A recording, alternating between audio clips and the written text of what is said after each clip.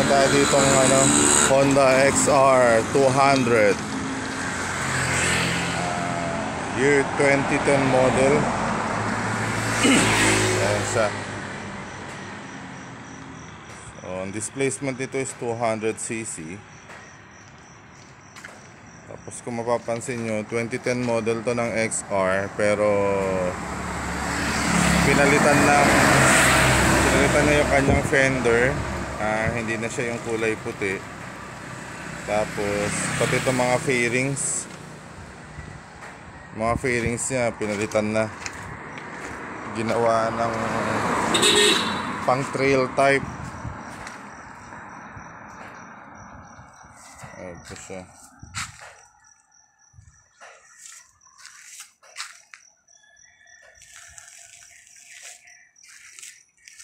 Actually, for sale ito eh. Ayan. Naka-fat bar na rin siya. And then yung kanyang gauge or yung kanyang odometer reading is 28K. For sale ito for only 75,000. Pinapabenta ng kaibigan kong engineer.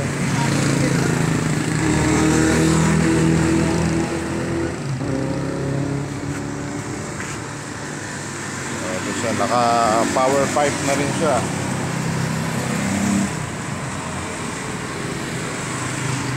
And then naka underneath. So try natin paanda rin.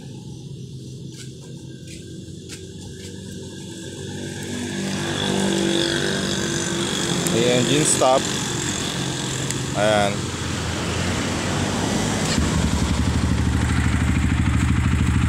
Ayan siya, andar agad. Lakas ng bugan ng tambutso.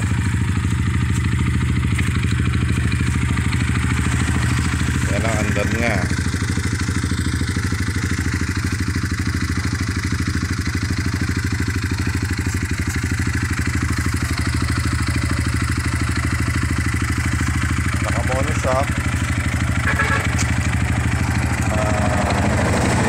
Brakes nga sa harap, naka single disc brake. Then sa likod is drum brake. Tapos stock pa rin yung mga rims nya. So kung makikita nyo itong rim nya, ayan. Discuss natin about dun sa wheels nya pagkatapos ko mag warm up, pag napatay na yung engine. So pakinggan nyo ha.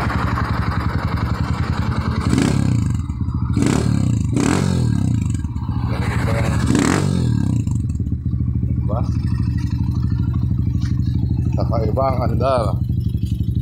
Panalong panalo.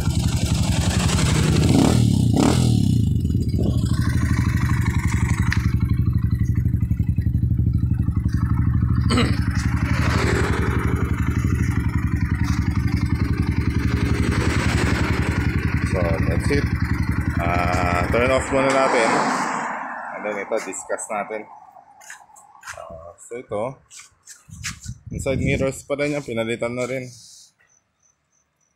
Ayan. So discuss natin yung gulong nya. Itong rim nito is still yung niya, stock pa rin niya.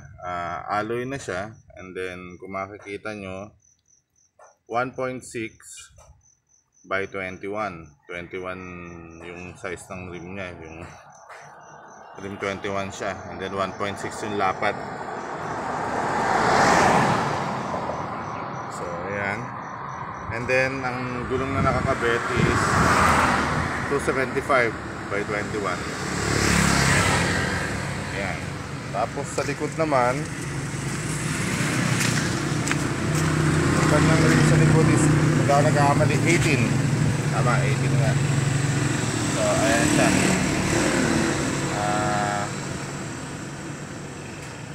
185 ang lapad niya, rim 18. And then yung kanyang gulong is, ang size ng gulong is 4.10 by 18.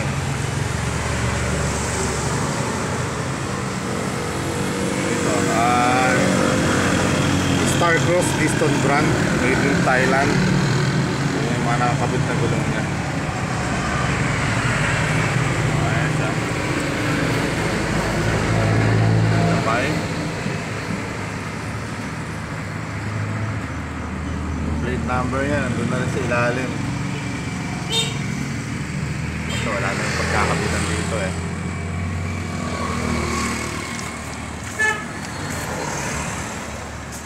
Ayan. The 2010 Honda XR 200.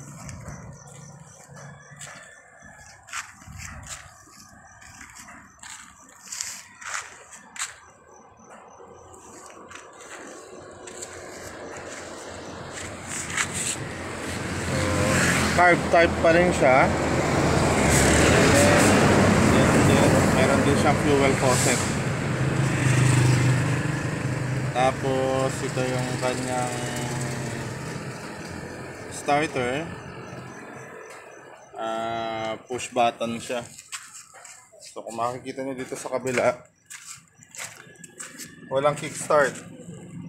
Ayan. And then yung sa oil niya, ang total capacity ng oil nito is 1.2 liters. Pero pagka nag-change oil, yung eksaktong 1 liter ang ibubuhos gagamitin. Ayan, yung carb niya. Tapos meron siya, kung hindi ako nagkakamali, yung nandun para siyang yung sa ano sa mga scooter na yung para hindi siya mag-overflow, or if I'm not mistaken or baka breather lang siya. Ayan.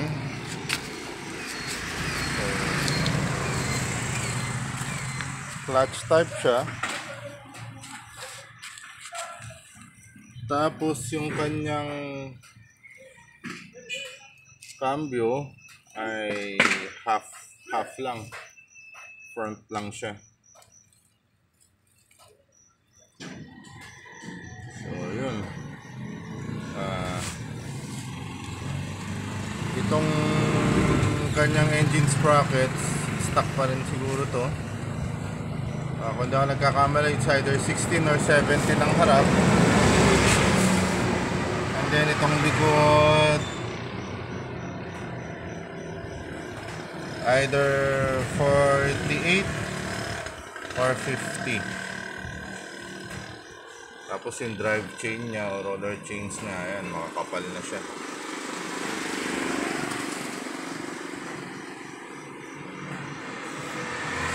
Ayan, nandito rin yung mga specifications niya, hindi ko na mabasa ito na. Malabo na rin yung mata ko eh. Nakikita nyo dito sa video. Ayan, pwede nyo siguro mabasa.